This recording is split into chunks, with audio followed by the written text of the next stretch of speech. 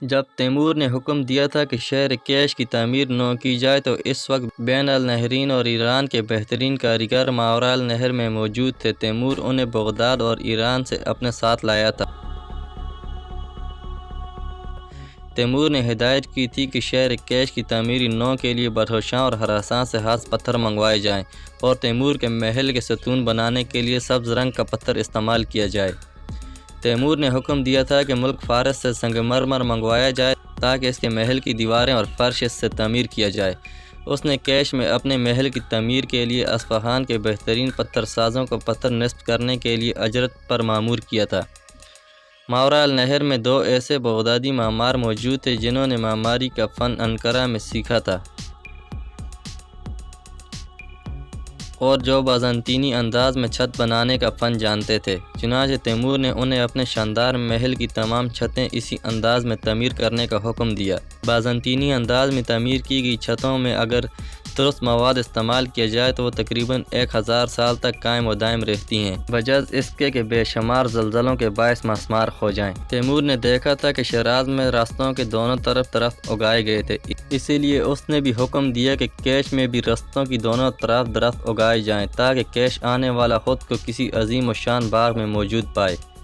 جیسا کہ پہلے بتایا گیا تھا کہ تیمور کا سب سے پہلا استاد محمد علی بیگ نامی بوڑھا شخص تھا جس کے منہ پر کوئی دانت نہ تھا اور جو کیش کی مسجد میں بچوں کو پڑھنا لکھنا سکھاتا تھا۔ یہ بھی بتایا گیا تھا کہ ملا علی بیگ کے مکتب خانے سے نکل کر تیمور شیخ شمس الدین کے مدرسے میں داخل ہو گیا تھا۔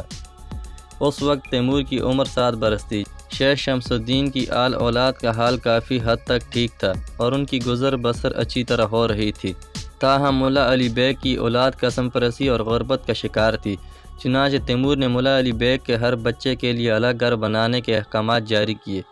ان کے لیے ماہانہ وظیفہ بھی مقرر کر دیا۔ تیمور جب ملا علی بیگ کے بچوں کے لیے گھر بنوا رہا تھا اس وقت تک ابن خلدون کے بارے میں نہیں سنا تھا، جس سے اس کی ملاقات بعد ازاں شام میں ہوئی تھی۔ ابن خلدون نے گفتگو کے دوران تیمور کو بتایا تھا کہ اللہ تعالیٰ کی طرف سے انسان کو ملنے والی نعمتوں میں زندگی اور صحت کے بعد بہترین نعمت بڑے اور بامرتبہ انسان کی قربت اور دوستی ہے، کیونکہ ایک بلند مرتبہ شخص کی قربت سے کسی انسان کی تمام خواہشات پوری ہو جاتی ہیں اور وہ خود بھی بلند مقام پر پہنچ جاتا ہے۔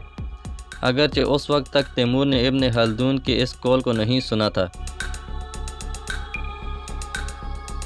مگر اس کے باوجود وہ اس کی بات پر یقین رکھتا تھا کہ جن لوگوں کے والدین نے اس کی خدمت کی ہے انہیں اس کے فرمانروائی کے دور میں قسم پری کی زندگی ہرگز نہیں بسر کرنی چاہیے۔ اگر انہیں زندگی میں مشکلات کا سامنا کرنا پڑتا ہے تو یہ دراصل تیمور کی قدر نشاسی کے سبب ہوگا۔ جب ملا علی بیگ کے بچوں کے گھر تیار ہو رہے تھے تو تیمور کے ذہن میں یہ سوچ پیدا ہوئی کہ شہر کیش اس کی جائے پیدائش ہے، اس نے اس شہر میں آنکھیں کھولی ہیں اور یہیں پلا بڑا ہے، اس لیے استادوں کی طرح اس کے ساتھ رہنے والے دیگر شہریوں کا بھی اس پر حق بنتا ہے۔ تیمور نے سوچا کہ کیا یہ اچھی بات ہے کہ وہ خود تو دنیا پر حکمرانی کرے اور اس کے ساتھ رہنے والے شہر غربت اور قسم پرستی کا شکار ہوں، انہیں یہ تک معلوم نہ ہوا کہ کل ان کا پیٹ کیسے بھرے گا۔ یہی وجہ تھی کہ تیمور نے فیصلہ کر لیا کہ شہر کیش کے تمام غریب اور نادر لوگوں کے لیے بجز ان کے جو مقامی نہ ہوں ماہانہ وظیفہ مقرر کر دے تاکہ اس کے شہر میں کوئی غریب نہ رہے اور نہ ہی کوئی شہری فقر معاش کی وجہ سے پریشانی میں مبتلا ہو۔ تیمور کو شہر کا مشاہدہ کرنے کے بعد یقین ہو گیا کہ پوری دنیا میں کیش جیسا کوئی خوبصورت شہر نہیں ہو سکتا۔ اس شہر کی سڑکیں اتنی وسیع تھیں کہ ان کے ایک کنارے سے دوسرے کنارے تک 50 ذرائع کا فاصلہ تھا۔ 25 گھوڑ سوار ان سڑکوں پر پہلو پہلو بآسانی سے چل سکتے تھے، لیکن باوجود اس کے شہر کیش جیسا خوبصورت شہر دنیا میں کوئی نہیں تھا اور نہ ہی تیمور کے محل سے زیادہ کوئی مقام خوبصورت تھا۔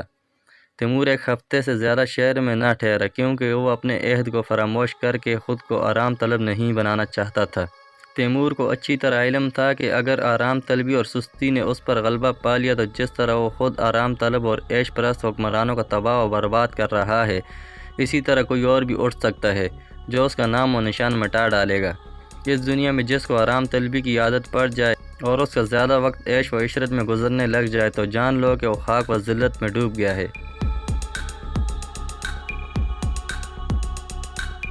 یہی وجہ تھی کہ تیمور شہر کیش میں صرف ایک ہفتہ قیام کے بعد وہاں سے نکل آیا اور صحرا میں جا کر اپنے سرداروں اور سپاہیوں کے ساتھ فوجی چھاؤنی میں رہنے لگا۔ وہاں تیمور نے ہندوستان جانے کے لیے بھرپور تیاریاں شروع کر دیں۔ ہندوستان جانے کے لیے تیمور کے پاس دو راستے تھے، ایک ہراساں اور زابلستان کا راستہ اور دوسرا کابلستان اور ملک غور کا راستہ۔ ہراساں اور زابلستان میں پانی کی کمی تھی، خاص طور پر بیرجنگ سے گزرنے کے بعد تو اس کی فوج مکمل طور پر پانی سے محروم ہونے کا شکار ہو جاتی۔ البتہ کابلستان اور غور کے راستے میں پانی وافر مقدار میں موجود تھا اور اسی راستے سے جانے میں گھوڑوں کو پانی کی قلت کا شکار ہونے کا خطرہ نہ تھا۔ جیسا کہ پہلے بتایا جا چکا ہے کہ ایک سوار فوج کو پیادہ فوج کے مقابلے میں زیادہ پانی کی ضرورت ہوتی ہے، کیونکہ ایک گھوڑا آدمی کے مقابلے میں کہیں زیادہ پانی پیتا ہے۔ پانی کی کمی کا مسئلہ اپنی جگہ درست تھا، مگر یہ بھی حقیقت تھی کہ ہراساں اور زابلستان کے راستے صاف اور ہموار تھے اور ان راستوں پر تیمور کے سپاہی تیزی سے حرکت کر سکتے تھے، جبکہ کابلستان میں پہاڑوں کی وجہ سے راستے دشوار گزار اور کٹھن تھے۔ پھر بھی تیمور نے کابلستان کا راستہ اختیار کرنا ہی بہتر سمجھا، کیونکہ بہرحال پانی ان کی اہم ضرورت تھی اور اس کے علاوہ تیمور کا ارادہ ملک غور پہنچ کر عبدال کلزئی اور اس کے آدمیوں کو اپنے ساتھ ہندوستان لے جانے کا بھی تھا۔